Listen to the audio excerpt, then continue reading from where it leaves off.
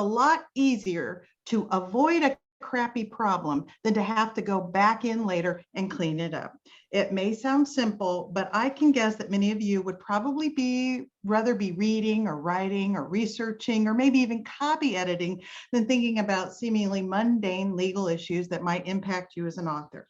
But because you're a member of this wonderful organization, I know you are serious about your writing. And because being a serious author means you then need to arm yourself with some basic legal information.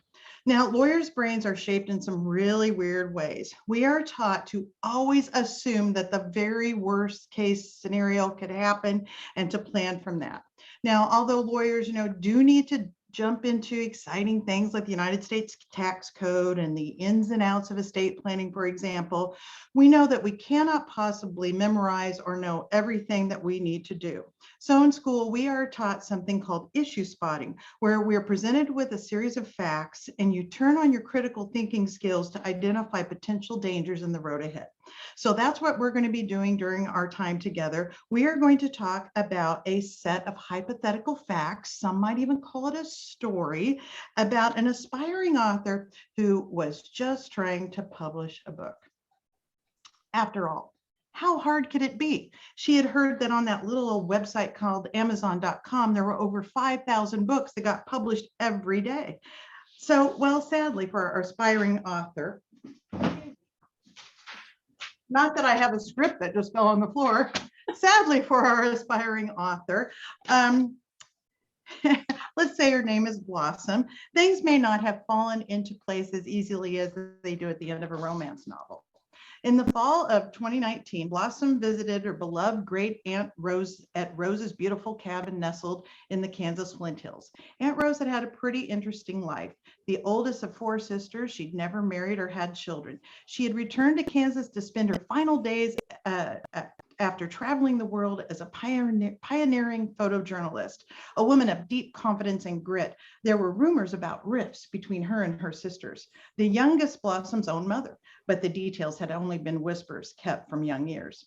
On that beautiful fall day, after a cup of nice hot spiced tea on the front porch, Aunt Rose handed Blossom a thick, well-worn journal and said, "I want you to have this before I die. It's my memoir. You'll need to clean it up, but I know you'll do a great job and get this thing published."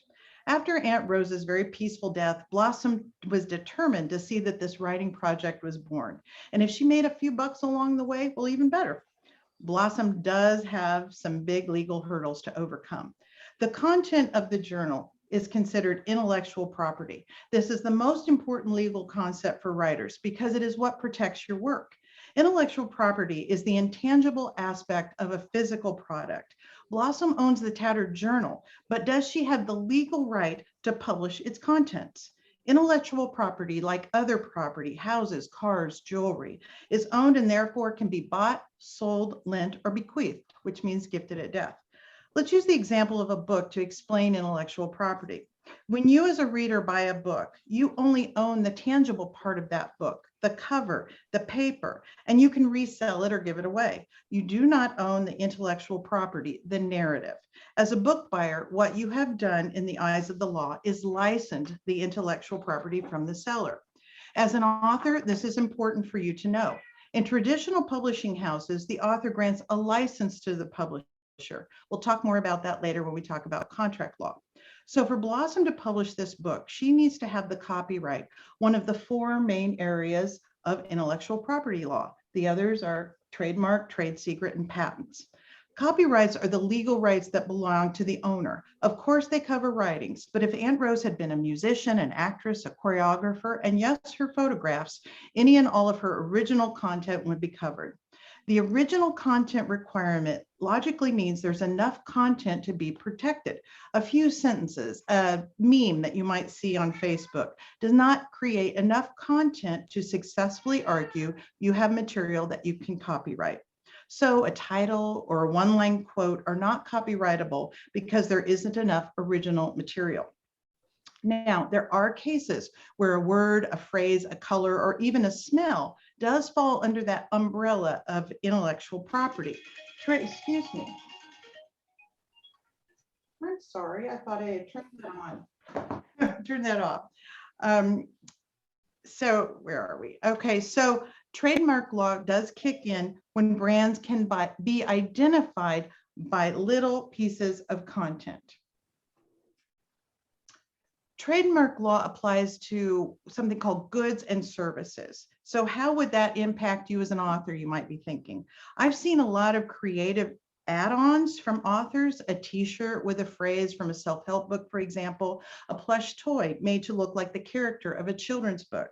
If you don't, but you do not have to register to have a trademark, you can claim it with that TM symbol you see in the middle. But if you have registered your trademark with the US Patent and Trademark Office, you can use the R symbol that you see there. Now, it's important for authors to understand the difference between copyright and trademark. Remember, copyright applies when there's enough originality to be protected. These one-line phrases and quotes will not be meet the standard of falling under copyright. You all may have heard of the use of the term fair use doctrine that enables you to quote a very small portion of a work. Now, how do you define small under the eyes of the law? We could spend all day long or several weeks in law school talking about the definition of fair use. For a good start, you can go to the US Copyright website, and I have a link in the PDF book I'll be giving you if you'd like that. But don't expect to get a lot of clarity about what equals fair use. There are no hard and fast rules. It's not true that, 20 words or less, you're within the fair use doctrine. There is no clear statutory or court majority rule on this. And it's this lack of certainty about what constitutes fair use that is a major criticism in US copyright law. Now, let's shift gears a little bit. For those of you who have written a book, you have probably pondered and spent a lot of time wondering about the title that you want to use in your book. Now, the issue you were thinking about of using someone else's title, that's more of a marketing issue than a legal issue, with certain exceptions that we'll discuss in a minute. The red letter law that is accepted by US courts and the Copyright Office is that copyright does not apply to book titles. But wait, it does get more complicated because the issue of titles becomes more complex when we bring in trademark law. Trademark law provides that a word or phrase that indicates the source of a product is a trademark that receives protection. So the question is, can a book identify its source? Courts have held that for a single book, the answer is no. But for a book series, there may be a protected trademark claim because the series identifies the source. I'm sure you can think of series titles that clearly identify the source. I'm gonna let my cat out. There you go, kitty. So, you cannot, let's see, okay, where are we? All right, as an author, if you're going to do a series, and that's a good marketing plan because you get one book, you get them hooked, you can get double duty with all your marketing, you would want to use a common series title. Now, you don't have to register with the Copyright and Trademark Office to have trademark protection, but that really is the best practice, and that gets kind of complicated if you're talking about trademark law, and so you probably would want to consult a lawyer who specializes in that area. Now, it's not just the words in a series that can be protected by trademark, but also the graphics and the design. I mean, clearly the chicken soup from the soul, we've seen that for years, and that's very recognizable with the font and the design. That concept is called trade dress. Now, a single book cover does not have copyright protection, but when you have a series of books, like you see in this example, that, develop a theme with the design and consumers can recognize it just by the design, that gives this series what's called a secondary meaning, and it's considered trade dress. So you can't copyright or protect the title of a single book, but you can copyright and trademark a series of books with a common title and design theme. Now, why do we even need to think about copyright? You might be thinking at this point. What does it have to do with legal protection? Well, when you own the copyright to a work, it gives you the right to produce the work. You can prepare derivative works based on the original work. No one can write a play about on your book or a screenplay based on your work without your permission. You can distribute the work yourself, you can perform it publicly, and you can display the work. So when did these rights that you're seeing here kick in? Happens the moment you put pen to paper or your fingers on the keys. There is no magical practice here. You don't have to print off a copy of your novel and mail it to yourself or bury your CD in your backyard. That is a misnomer. It's best practice, and it's fun, I think, to add that little copyright symbol with the year of publication and your name. You can also add all rights reserved. You'll see a lot, much wordier things, but really there's no magic bullet. Copyright symbol, your name, the year, and all rights reserved is really all you need to have. You now have a copyright on that work that you created that lasts for your lifetime plus 70 years. Now, a big area where you need to be thinking about copyright to not infringe on others and even to protect your own interest is for the use of graphics and images. It's critical that you have to be very careful when using images for your book cover, for social media posts, for things that you put on your website. There are excellent commercial-free images, and that's the key. It doesn't mean it's just something that you can download onto your computer, but are those images free for commercial use? And again, in the ebook I have links to a lot of these fantastic websites that give you free images. And I use Pixabay, that's my favorite. And I'm sure a lot of you have used Shutterstock, where you can buy a package of images that you want a really high quality graphic, and they're not that expensive. You want to be professional, you want to be best practice. So you really should be aware of using commercial free images. So let's go back to some more nuts and bolts stuff. Some of you may have done some ghostwriting for others. Without a written agreement that states otherwise, the ghostwriter owns the copyright, even if that writer has been paid in full for their services. Now, the exception for this rule is if you have hired someone under a work for hire, that they're your employee, that the product was something that was done within the scope of their employment.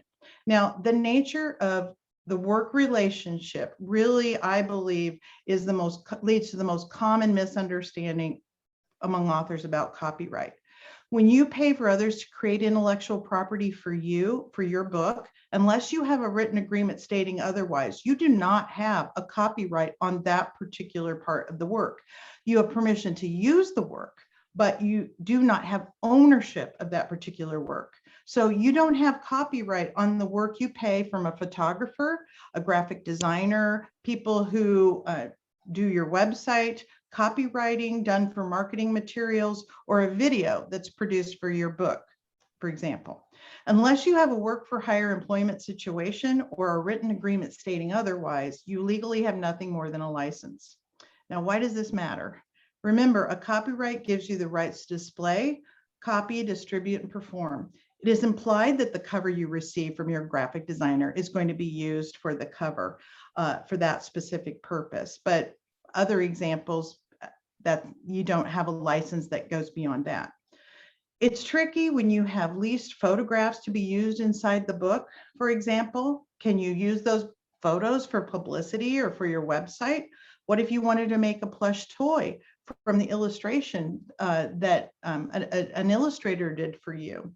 Do you have a lease that will enable you to do that? If you don't have something in writing on this, you could potentially be on very shaky legal ground. All right, let's assume that you have finished your book, and even though you own your copyright by the very act of just putting pen to paper, you can strengthen your rights by filing your copyright with the U.S. Copyright Office. Now, this gives you a public record of your copyright claim. And if it's done before a lawsuit is filed, or you would need to sue somebody for stealing your work, it gives you legal advantages regarding standards of evidence and allows for higher money damages. It is not, don't be intimidated by this process. If you file online, it's a very easy thing to walk through, and the cost for a single author is only $35 per book. Now, it's a good idea to register your copyright before you share it with a third person. This includes a sponsor, an illustrator, a coach, and a publisher. I will tell you that I've only had one book submitted to me that had a copyright registration. And as a publisher, whenever I'm working with someone who's submitting to me, I always include language in my first email about confidentiality, and I will not share this information with anyone else, and that they have the full copyright with, still with them. And you could do the same thing as an author in your submission. And again, I have examples of that language in the ebook that you'll be getting if you want it. Now, while copyright registration is optional, there is another legal requirement that is not, the mandatory deposit regulation. So if you are self-publishing, you need to do this before a print copy of the book. Just makes it easier. You have to give them the best format of the book at the time. So just once you have that PDF file, you can send it in this way. And if you're working with a publisher, they should be doing the same as well. Okay, well, the pacing is off with my story about Blossom. Let's get back to it. Egads thinks Blossom, copyrights, trademark, fair use, fair dress. I just want to publish Aunt Rose's memoir.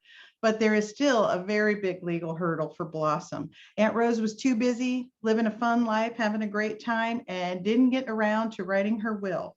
Her failure to make what's called a written assignment to spell out in writing who would inherit the intellectual property contained in her leather journal was frankly very foolish. Aunt Rose needed to go to a lawyer, or at least download and fill out a will on LegalZoom, or in some states, you can create what's called a holographic will. You know, what you see in the movies, writing out your will just right, in an emergency situation. Kansas, however, is not a holographic state, so you would have to make sure it was written out.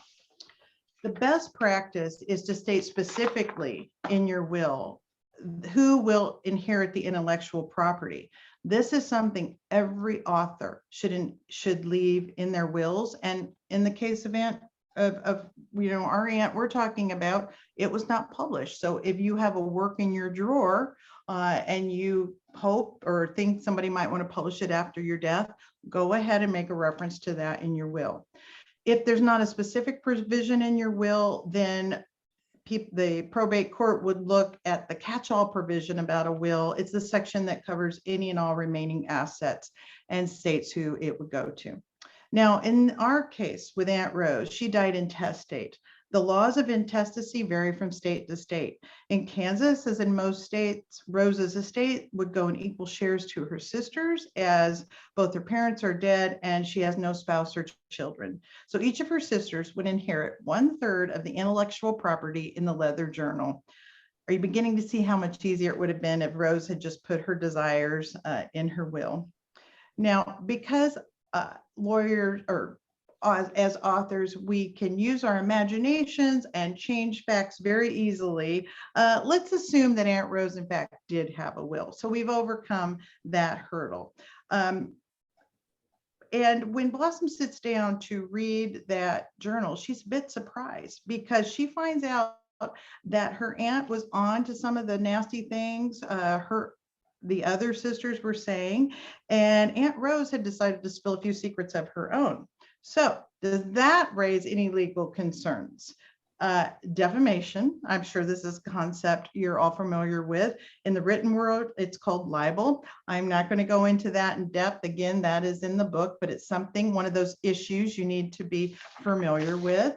Also, another issue could be invasion of privacy. Again, this is another one of those issue spotting things that I would encourage you to be thinking about, or at least have good familiarity with.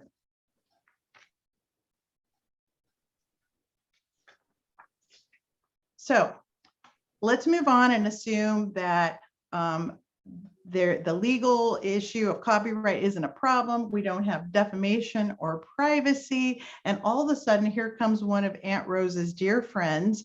Let's call her Ms. Daisy Clover. She's tracked down Blossom and she said, oh, guess what? I am a publisher. I love your aunt so much. And I, had a big job in New York, and I'd love to give you a contract. But when Blossom talks to her aunt, she realizes that, she's been retired for a while, and she doesn't know about this wonderful new world called on-demand publishing. Now, 20 years ago, this issue on-demand publishing didn't even exist. But with the advent of the new technology there has been a revolution in the publishing industry. So now, instead of publishers or authors needing to run a huge print of their books and stack up hundreds of copies in boxes in your garage, books can be printed just one at a time after a customer has ordered your book online. Now, one of the first on-demand printing companies was BookSurge, and it was founded in South Carolina and purchased by KDP or Create Space Amazon in 2005. And at the end of 2018, Create Space merged into Kindle Direct Publishing. That was formerly just the ebook division of Amazon's KDP. Though Amazon KDP is the largest on-demand publishing company, they are not the only one. Ingram Sparks, BookBaby, Lulu, and there's a newish website called Draft to Digital. They all do print books. There are more websites that are directed just at ebooks. Smashwords is an aggregator that distributes to a variety of online ebooks, Barnes & Noble, Kobo, Sunny, Apple, for example. Sony, not Sunny.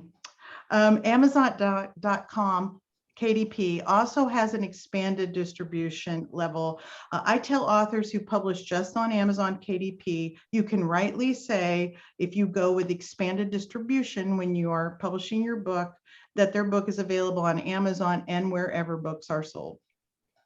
But distribution issues can get really tricky when it comes to brick and mortar bookstores and libraries. If that's where you want to focus, then I suggest you investigate Ingram Spark more closely. They are actually the distributor that Amazon KDP uses when the sales are to brick and mortar and libraries. Bookstores, however, prefer, and it's been my experience, insist that your book be available on Ingram Spark or another large distributor, in large part because of something called a buyback program. This is an old tradition in the publishing industry where if a bookstore buys your book, the distributor will promise to buy it back if it doesn't sell.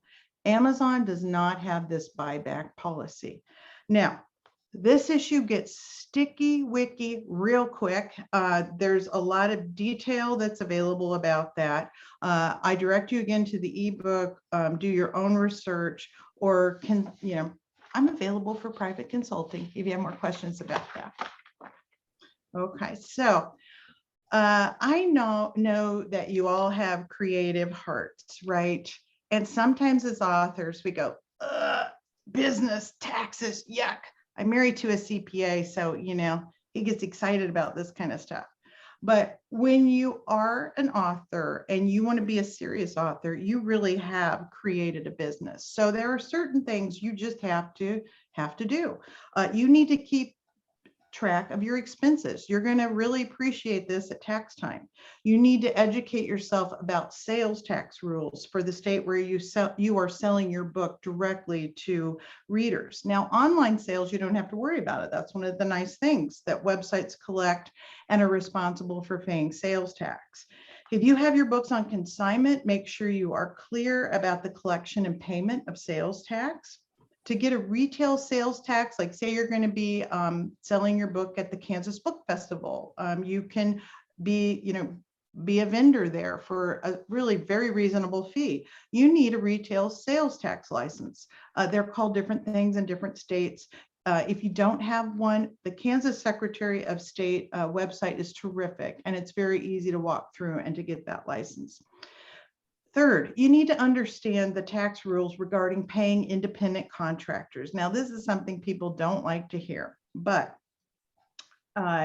there is a tax implication for hiring independent contractors, potentially. Many authors are wise to hire help with their covers, website design, marketing. If you hire an independent contractor, as opposed to having an employee who works for you, who's under your control, then, and if you pay that independent contractor more than $600 in 1 year doing work for your business, federal law requires you to send them a 1099 miscellaneous form, which requires you to have their social security number. Yes, this is kind of stuff my husband just thinks is so fascinating. Find a good CPA. It'll help you a lot. When you hire an independent contractor, you need to be clear on what you're receiving. Now, this is just common sense. What level of editing is it going to be, line by line or substantive? How many revisions can you expect from that editor? When you're working with a cover designer, will they use royalty-free images for commercial use? How many revisions will they do for you? And will you be given the source file? Maybe some of you have used Fiverr.com. It's important. I would suggest that you go ahead and pay that little extra fee. Oftentimes it's not that much to get the source file, or else that person may get off Fiverr and then you have no way to make any kind of edits to your cover. Now, here's a little hint. You don't have to pay extra for an ebook cover. It's easy to do yourself. If you have not investigated canva.com, C-A-N-V-A, I highly suggest you look at it. It's fabulous it's fabulous design. It's free. I changed my life when I started paying $10 a month for the pro version. It's got some great training on there, and you can make your e-cover there. You can do all sorts of fascinating things, even some videos. So I highly suggest you look at that. Now, maybe you want to have some help with the internal formatting of your book, because keep in mind, you are wanting your book to look as professional as possible. Creating those interior files does take some technical knowledge about margins, title pages. You want the table of contents to look good. You want the footers and headers to look right. And there are different requirements for creating an ebook. That's a completely separate file. The point is, again, you want it to look as professional as possible. I'm not discouraging you at all from trying to figure these things out on your own. I did, but I will tell you it was a steep learning curve, and maybe you don't want to invest the time in this. So you might want to hire an independent contractor to help you format the book. Lots of things to ask them, just kind of a checklist here. Now, how complex are they going to get with the formatting? Will they include illustrations? What font are they going to use? Ask to look at some other books that they've done so you can get a sense of if you like their style. How many opportunities for revisions are they going to give you? What about the never-ending copy edits that come when your friends and family say, oh, on page 32, that's one of the great things about on-demand publishing, because you can go in, fix that file, reload it, and just pretend like those mistakes were never there in the first place. I've certainly done that a lot. Well, let's talk about the scenario though, where you're working with a publisher. Now, if you get the big, awesome contract, and boy, I hope that for all of us, hire an attorney to go over the contract with you. But one of the neat things that's happened with on-demand publishing has been this explosion really of hybrid publishers. That's what I consider myself, where you will have maybe you're responsible for some expenses, maybe you're doing a complete payment, you're paying for everything and there's no royalty. Maybe your publisher is getting some of the, partial royalty. There's a lot of different scenarios for how you can be working with a publisher these days. But it is absolutely true that as an author, you need to be aware of predatory sales techniques and tactics when it comes to publishing services. Now, just when I think I'm being way too paranoid, I had an author call me and say, the publisher said I had to accept their author by tomorrow or it's off the table. If you hear something like that, you need to run away. They're not acting ethically, and you don't need to surround yourself with that kind of energy. Just like in life, there's great diversity in publishing services that are out there, and you need to be aware of those predatory practices and employ some common sense. Like, vet the company, look for reviews that have been written by other people who have used them, maybe reach out and talk to other authors, really study their catalog to see what they have done. Ask questions if you can connect with an author. How long did it take to get your book done? What did they deliver what was promised and on time? Did they actually improve your work? There's a company, I'm not going to name who they are. They charge a tremendous amount of money and they don't edit. They just do the technical stuff and put it online. Anyway, I thought that was weird. When you are exchanging money for services, you should always know exactly what you're getting. That means it should be in writing. It should be a contract. Publishing agreements, as a matter of law, do not have to be in writing, but as a practical matter, you really need them to be. And just be common sense. Ask for the name of the person you're talking to, save all your emails, confirm things in emails, keeping a paper trail. So publishing contracts, that, again, is something that we could really spend a lot of time on. And I do have a longer version of this workshop. I'm going to actually be giving a much longer version of it at the Kansas Authors Club. And I occasionally, just do it privately on Zoom. Because there's many different, if you do have a publishing contract, there's a lot of things you need to be looking at with that. Another issue that is really important when you're looking at working with a publisher is how much money are you going to make? There's calculations that are pretty easy for ebook royalties when you're working on Kindle Direct Publishing. Probably all of you know you get 70% of the royalty option minus some fees. So keep that in mind when you're thinking, well, how much am I going to get paid by a publisher for my ebook? And then also too, when I give the longer lecture, I kind of give some behind the scenes secrets and tell you, based on books that I have published and the size of the book and the number of pages, what it cost me when I order the wholesale copy of the book, and also how much I or my authors make with the royalty calculation. And the reason I think this is important to know is because it gives you an idea of how much the publisher is making off of your book, because you can figure a lot of stuff out if you have some of that insider information. So, but that gets, we need to do that at night, and I need to have a lot more coffee before we talk about that. What kind of storyteller would I be if I didn't tell you what happened to Blossom? Well, she decided that her Aunt Rose really was a much better photographer than she was a writer. And she got so inspired, though, by on-demand publishing and everything she had learned, she decided to write a dystopian novel, which became a runaway hit on Reddit. And now she's a full-time author. I need some happy endings this week. So be well. Keep working on your writing. If you would like to have this free ebook I referenced a lot, send me an email at thea@flinthillspublishing.com. I'd like to put you on my mailing list if that's okay, and we can stay in touch. And also, I have a private Facebook group that's not just for the authors that I've published, but for authors who are serious about their writing. And I curate a lot of information here about some technical writing things, online stuff, and a lot of marketing things. So if you would like to become a member of that group, and I hope you would, just send me a request on Facebook or email, and we'll stay in touch. Okay, I'm afraid I talked too long. No, you have not talked too long at all. Thank you.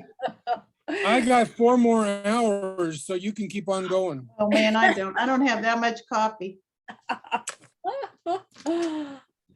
Okay. Do you have any questions? I know, I just never know, because this stuff is just, the verbiage and stuff is just kind of, what I know. It's my area. And so sometimes I think, oh my gosh, I don't know. So if you have any questions, just ask me. Looks like we have a question in that Dwayne has put in the chat.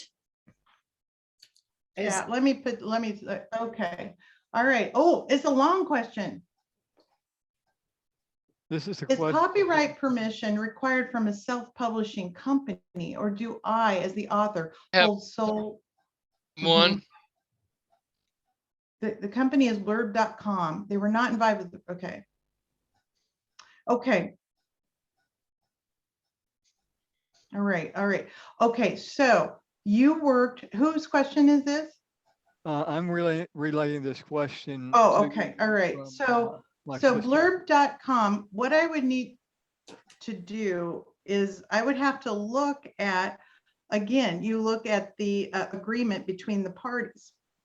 I would guess that this is probably like BookBaby, and they are just doing that technical work of loading.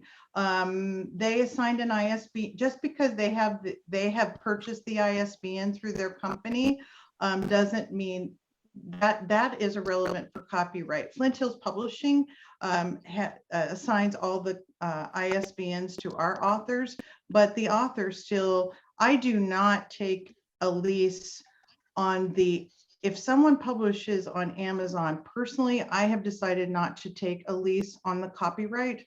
The individual author maintains control over their account. That's not true when we move to Ingram Spark, because the bookstore wants to know that they're more interested in books that aren't quote unquote self-published, but they will buy self-published books. So I do take a lease on the portion of on those books that I publish on Ingram Spark on behalf of my authors. So ISBN doesn't influence copyright, and you would have to look at the agreement between the two parties in this situation. Okay. Does that answer your Okay. question? I have a question. Okay, Fred. Go ahead, Fred. Yes, okay. Would I need to deal with sales tax, if I give all the money, the sales money at the convention to this authors club? Absolutely. Because your response, anytime you sell the book yourself, you charge sales tax, and then you are the intermediate, you're like the fiduciary, you have to collect it and you have to file it. The only exception to that would be if you've created a 501c3 nonprofit, and I don't think you've probably done that. That would be a lot harder than collecting the sales tax. But then the tax implication for you of making that a donation is you could consider that oh, I'm not going to give advice there. I'm not sure that that's right. Yeah. Wheeling it back. Send me an email and I'll talk to my CPA husband who gives me lots of free advice. Yeah, but no, whenever you sell Okay, a book, thanks. and you know what I did when I used to sell lots of jewelry at farmers market that I made years ago, and I would do $10 tax included. So it was a lot easier. And then I would do the reverse math. And so really I was selling my $10 item for $8 something, right? That's an easy way if you're worried about calculating the tax. The other thing you can do that makes it real simple is use your smartphone and have one of the credit card apps on there, pre-program it, and so you can get it. But if you're worried about just a simple cash transaction, just do $20 tax included. But you do have to keep track of it. And again, the Secretary of State website is really, really good on this. So They'll if you walk you don't through it. have a tax number from the state and you're selling books, You're wrong. You're Okay. wrong. You cannot do that. And if you, a lot of different festivals, they won't let you in unless you have your tax ID, or sometimes they will give you a tax ID. That's not as common though, that you can use. And this is part of being a serious author. And I'm going to get a little woo-woo with you because that's where I am right now. You want to set the intention that you are going to be successful with your work because the world needs your voice. Okay. So set that intention that you're going to be successful and do things right from the beginning. Build a strong foundation, and then you will have a stronger result.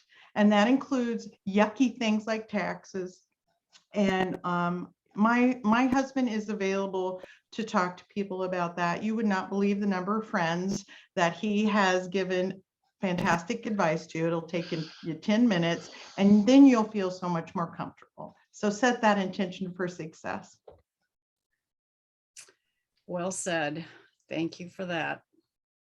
But I think that's an eye opener for a lot of authors to realize that if they're just going to go to a festival or anywhere and sell books, that they definitely need to have a sales tax number.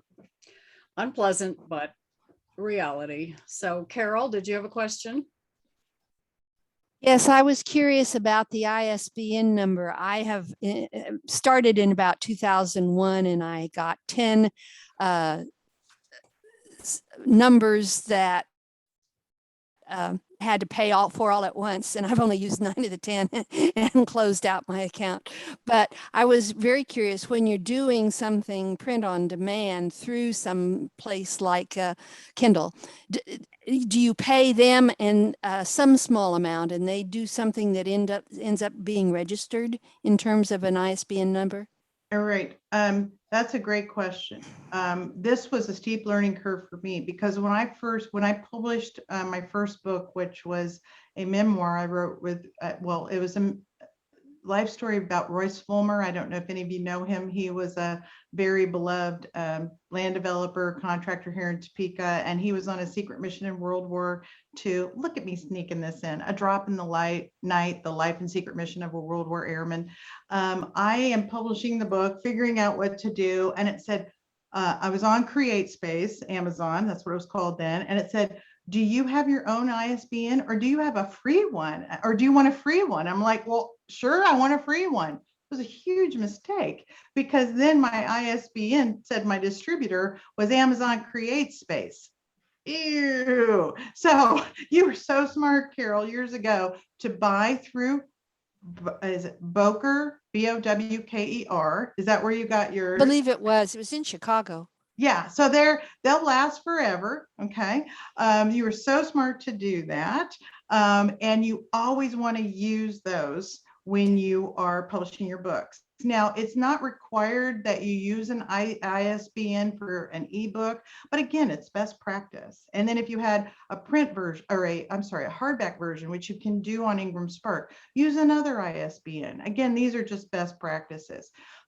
You were, again, buying them at 10, you got the price down. I bought a lot to get the price way down because if you just buy one on Bowker, it's $100, I think.